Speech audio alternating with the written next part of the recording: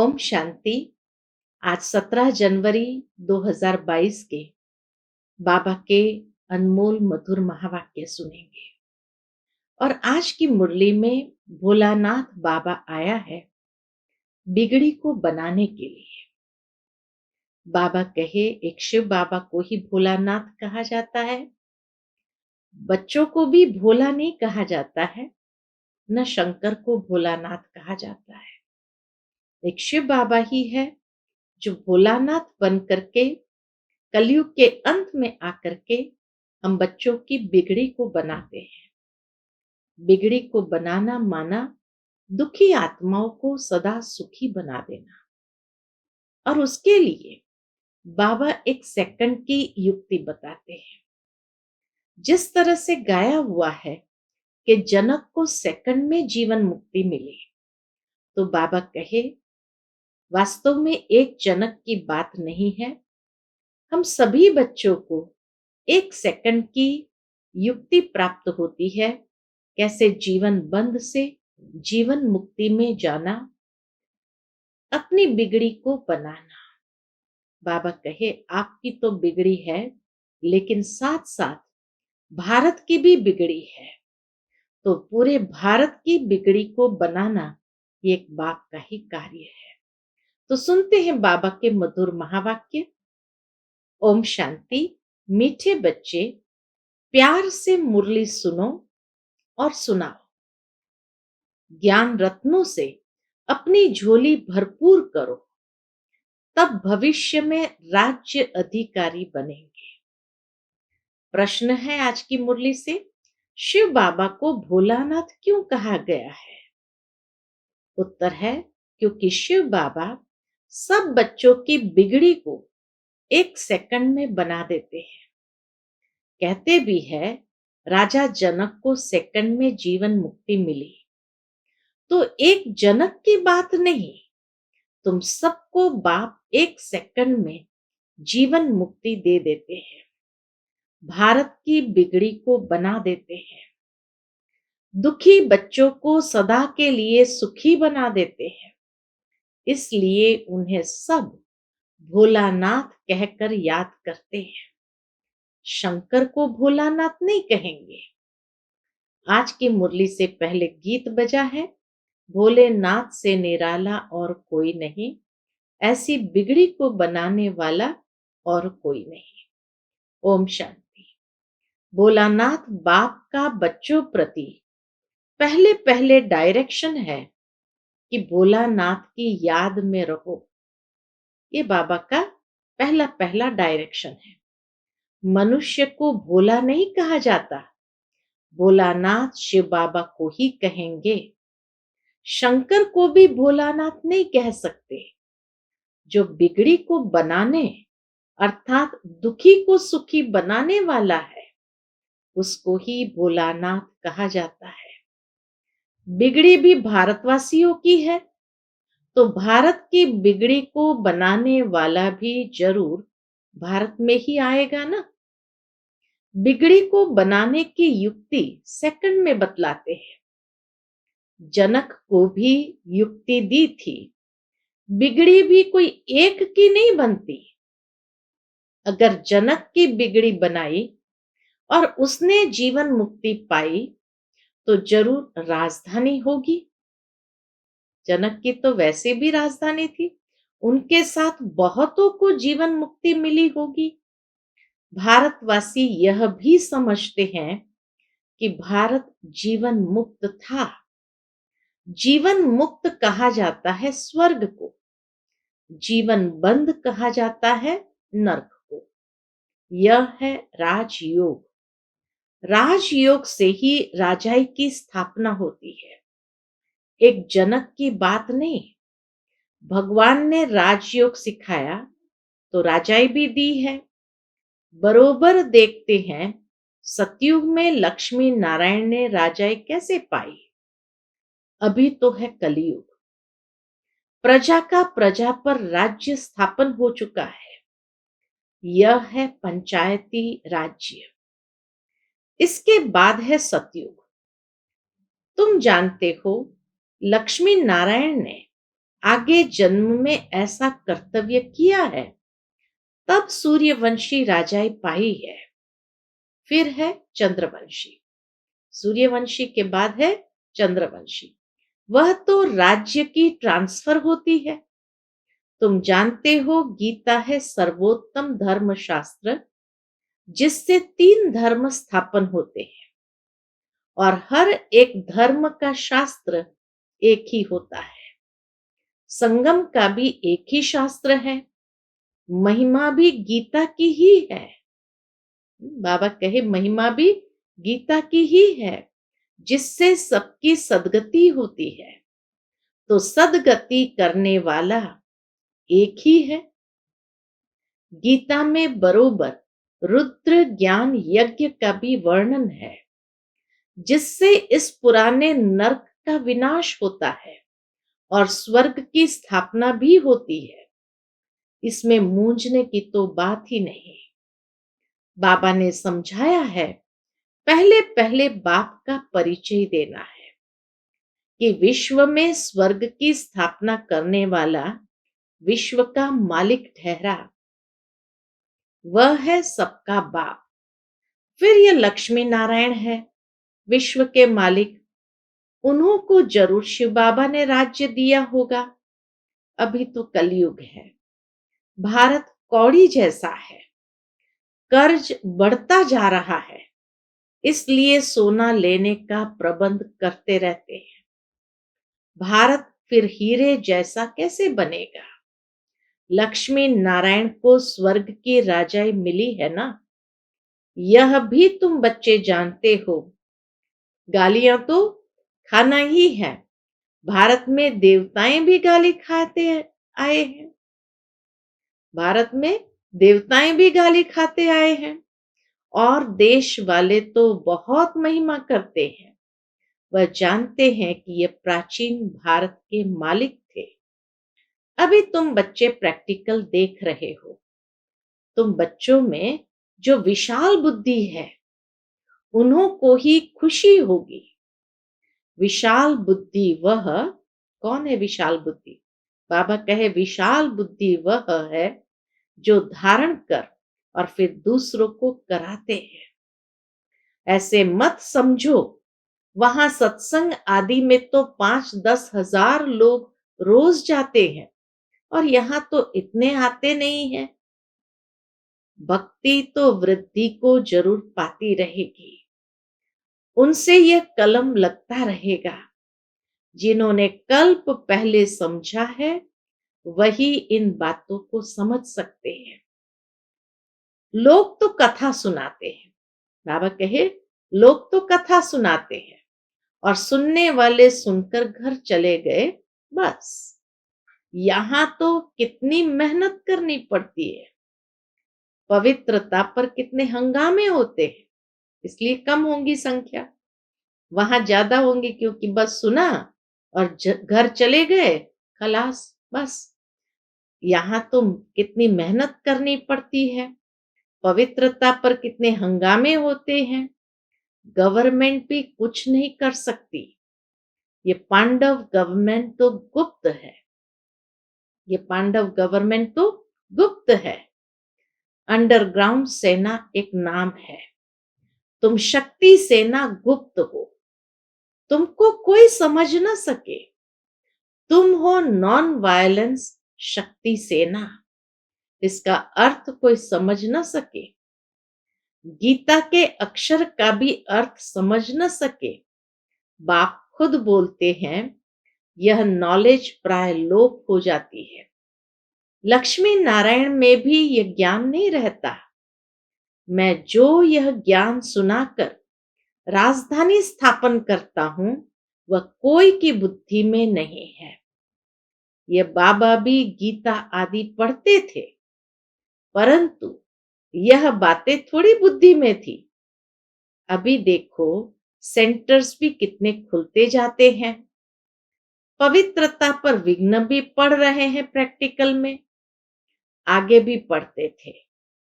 उन गीता पाठशालाओं में विघ्न की बात नहीं रहती। यहां तो तुम ब्रह्मा कुमार कुमारी बनते हो। यह अक्षर तो गीता में भी नहीं है। यह भी समझ की बात है। प्रजापिता ब्रह्मा के बच्चे, ब्रह्मा कुमार कुमारी तो हर एक मनुष्य है, क्योंकि सारी रचना तो ब्रह्मा ने की है। तो इसीलिए बाबा कहे प्रजापिता ब्रह्मा के बच्चे, ब्रह्मा कुमार कुमारी तो हर एक मनुष्य है, न कि सिर्फ भारतवासी, परंतु सारी सृष्टि के मनुष्य सब है। सभी प्रजापिता ब्रह्मा को एडम कहते हैं। जानते हैं वह मनुष्य सृष्टि का पहला हेड है, ह्यूमैनिटी स्थापन करने वाला है। ऐसे नहीं कि सृष्टि होती ही नहीं है, फिर ब्रह्मा पैदा हुआ, उनके मुख से मनुष्य रचे जाते हैं। नहीं, अगर कोई भी मनुष्य न हो तो फिर मुख वंशावली भी पैदा हो न सके। न ब्रह्मा मुख वंशावली, न ब्रह्मा कुख वंशावली हो सके। सृष्टि तो सारी है, उनकी कलम लगाई जाती है। ये नई नई बातें समझने की है।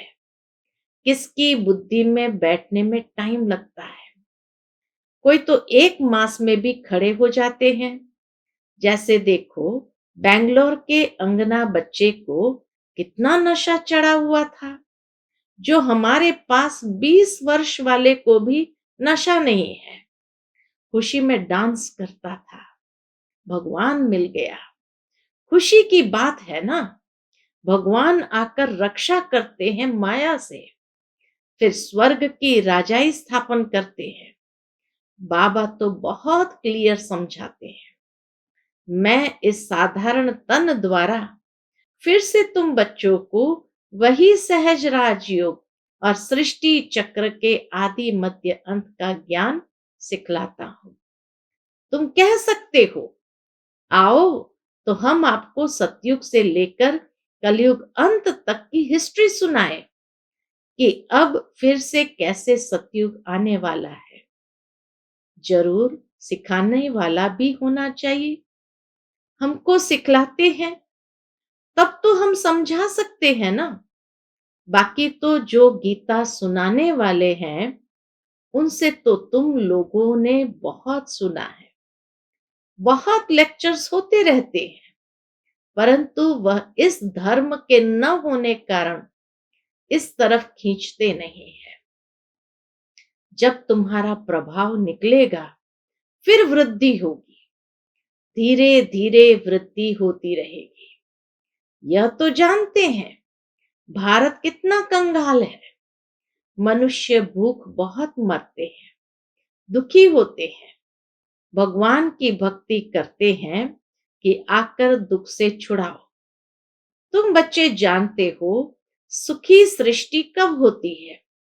यहां तुम बच्चों की झोली भर रही है इन अविनाशी ज्ञान रत्नों से। आगे तो सब सुनते सुनाते थे, परंतु उसमें झोली भरने का प्रश्न नहीं। झोली अभी सिर्फ तुम्हारी भर रही है, और जो टेप सुनेंगे व मुरली पढ़ेंगे व सुन रहे होंगे, वह भी झोली भर रहे हैं। तुम हो शिव शक्ति सेना। बाबा कहे तुम हो non violence underground Shiv Shakti सेना। भारत की झोली भरने वाले। भारत बहुत शाहूकार हो जाएगा, परंतु जो झोली भरते हैं, राज्य तो सिर्फ वही करेंगे ना। भारत सोने की चिड़िया थी, फिर बन जाएगी। सभी सुखी होंगे, परंतु भारत में कितने करोड़ है, इतने सब तो वहां नहीं होंगे। जो झोली भरते हैं, राज्य भाग्य तो वही लेंगे। इसमें मूंझने की बात ही नहीं कि कैसे होंगे। अरे इन लक्ष्मी नारायण को देखो ना, ये सतयुग के मालिक है ना। स्वर्ग का रचयिता है शिव बाबा, और यह लक्ष्मी नारायण सतयुग के मालिक है। जरूर आगे जन्म में पुरुषार्थ किया है। आगे वाला जन्म होगा संगम पर। संगम कल्याणकारी है ना, क्योंकि संगम पर ही दुनिया बदलती है। तो जरूर कलयुग और सतयुग के बीच में ज्ञान दिया होगा, सो अब फिर से दे रहे हैं। फिर कोई कहे कि निराकार परमात्मा कैसे आकर राजयोग सिखलाएंगे, तो तुम त्रिमूर्ति दिखाओ।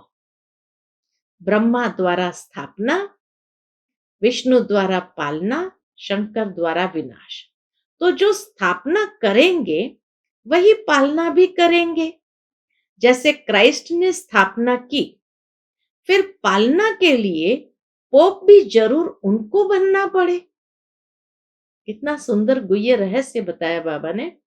जैसे क्राइस्ट ने स्थापना की, फिर पालना के लिए पोप भी जरूर उनको बनना पड़े। वापस तो कोई जा ना सके, पालना जरूर करनी है, पुनर्जन्म लेना ही है, नहीं तो सृष्टि बढ़े कैसे।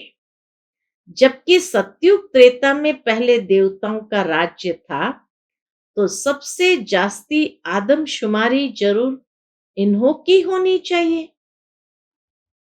फिर क्रिश्चियंस की जास्ती क्यों है? फिर लाखों वर्ष की तो कोई बात नहीं है। यह सब बातें समझेंगे वही जो अपने घराने के होंगे, औरों को तीर लगेगा नहीं। ये ज्ञान का तीर है ना। बाबा कहते हैं, भल किसको भी ले आओ तो ज्ञान बाण लगाए। होगा ब्राह्मण कुल का तो तीर लगेगा। शास्त्रों में दिखाते हैं, लड़ाई में यादव कौरव मारे गए। पांडव 5 थे, फिर हिमालय पर जाकर गल मरे। अब ऐसे तो हो नहीं सकता, गाया भी जाता है जीवघाती महापापी। आत्मा का कभी घात नहीं होता है, आत्मा खुद जाकर शरीर का घात अथवा विनाश करती है। अब पांडव, जिन्हों को श्रीमत देने वाला परमात्मा था, वह जाकर पहाड़ों पर गले। बाबा कहे, पांडव जिन्हों को श्रीमत देने वाला परमात्मा था, वह जाकर पहाड़ों पर गले। यह तो हो नहीं सकता। इतना ऊंचा ज्ञान प्राप्त करने के बाद जीवघात करे, यह तो हो नहीं सकता। अच्छा, वह तो 5 पांडव थे, बाकी और पांडव कहाँ गए? सेना तो दिखाई नहीं है। तुम जानते हो विनाश कैसे होगा, तुम देखेंगे भी। तुम बच्चों को साक्षात्कार भी बहुत होंगे। शुरू में तुमको बहुत साक्षात्कार होते थे। कभी लक्ष्मी को, कभी नारायण को इनवाइट करते थे। कितने साक्षात्कार होते थे। फिर पिछाड़ी के टाइम जब हाहाकार होगा, तब फिर तुमको साक्षात्कार होंगे। आदि सो अंत हंगामे होंगे, तो तुम बच्चे आकर यहाँ इकट्ठे होंगे। इसलिए मधुबन में जास्ती मकान बनाते रहते हैं। साकार से बाबा ने ये बात कही थी। फिर तुम बच्चों को इन साक्षात्कार से खुशी में लाते रहेंगे, बाबा बहलाते रहेंगे। परंतु मासी का घर नहीं है जो सब यहाँ आ जाए। जो सपूत बच्चे बाबा के मददगार होंगे वही आएंगे। अगर पांडवों के गलने की बात होती, तो फिर मकान ही क्यों बनाते? कोई भी बात में मूंझते हो तो अनन्य बच्चों से पूछ सकते हो, नहीं तो यह ब्रह्मा बाबा बैठा है। यह नहीं बता सकता तो बड़ा बाबा शिव बाबा बैठा है। यह तो समझाया है कि अभी बहुत कुछ समझने का बाकी है। बाबा कहे, अभी तो बहुत कुछ समझने का बाकी है। सारे चक्र का राज बाबा समझाते रहते हैं। कितनी पॉइंट्स निकलती रहती है। अजन टाइम पड़ा है तो जरूर और भी समझाना होगा। बाबा कहे, जैसे जैसे समय देखते जाएंगे तो और भी समझाना होगा, परंतु पहले मूल बात ये जरूर लिखना है। कौन सी मूल बात लिखनी है? एकदम ब्लड से लिखवाना है कि हमको निश्चय है कि बरोबर परम पिता परमात्मा पढ़ाते हैं। ऐसे नहीं सिर्फ लिखने से ही बदल जाते हैं। कहते हैं हमने तो ऐसे ही लिख दिया, जास्ती कोई से माथा नहीं मारना है। बोलो भगवान उवाच। भगवान हम शिव बाबा को मानते हैं। वो ज्ञान का सागर सत चित है। उनको अपना शरीर तो है नहीं, तो जरूर साधारण तन का आधार लेंगे। तो पहले पहले बाप कहते हैं, क्या कहते हैं? माम एकम याद करो। पहले पहले बाबा की श्रीमत हमको है, माम एकम याद करो। देह के सब धर्म छोड़ मुझे याद करो, तो विकर्म विनाश होंगे। देह के कितने धर्म है? हाँ, एक तो बाबा कहे जो धर्म है, तो हिंदू मुस्लिम ये धर्म है। दूसरे कौन से धर्म है देह के? तो जैसे गृहस्थ धर्म है, पुत्र धर्म है, पिता धर्म है, पत्नी धर्म है, पति धर्म है। ये अलग अलग बाबा कहे संबंधों के आधार पर भी धर्म बने हुए हैं। अर्थात वो धर्म माना उस रिलेशनशिप का, उस संबंध का कर्तव्य, उस संबंध के प्रति फर्ज कहो, कर्तव्य कहो, हमारी जिम्मेवारी कहो। तो इसीलिए बाबा कहे देह के सब धर्म, बहुत गहरी बात है, देह के सब धर्म छोड़ मुझे याद करो। इसको इसको याद करने की जरूरत नहीं। पिता पुत्र भाई बहन, बाबा कहे ये देह के सब धर्म छोड़ मुझे याद करो, तो विकर्म विनाश होंगे और मेरे पास चले आएंगे। और चक्र को याद करने से तुम चक्रवर्ती राजा बनेंगे। बाबा कितना मीठा है, और बनाते भी देखो कितना मीठा है। सतयुग की निशानियां है, वह फिर रिपीट जरूर होगी। कलयुग भी है। अभी तुम राजयोग सीख रहे हो, विनाश सामने खड़ा है, और क्या सबूत देवे। अभी तो आसार भी नजर आने लगे हैं। जब बाबा ने मुरली चलाई थी तो उस समय इतने आसार नजर नहीं आते थे। तो बाबा कहे अभी तो प्रैक्टिकल में दिखाई दे रहा है कि विनाश एकदम सामने खड़ा है। अच्छा, मीठे मीठे सिकिलते बच्चों प्रति माता पिता बाप दादा का याद प्यार और गुड मॉर्निंग। रूहानी बाप की रूहानी बच्चों को नमस्ते। हम सब रूहानी बच्चों की रूहानी माता पिता बाप दादा को याद प्यार, गुड मॉर्निंग और नमस्ते। नमस्ते। शुक्रिया बाबा, शुक्रिया। आज की मुरली से धारणा के लिए मुख्य सार है। पहली पॉइंट, बाप समान बनना है। भगवान आकर माया से हमारी रक्षा करते हैं, इस खुशी में रहना है। दूसरी पॉइंट, किसी भी बात में मूंझना नहीं है। सपूत बच्चा बन बाप का पूरा पूरा मददगार बनना है। आज का बाप दादा का मधुर वरदान हम बच्चों के प्रति है। ब्रह्मा बाप के संस्कारों को स्वयं में धारण करने वाले स्वपरिवर्तक सो विश्व परिवर्तक भव। ब्रह्मा बाप के संस्कारों को स्वयं में धारण करने वाले स्वपरिवर्तक सो विश्व परिवर्तक भव।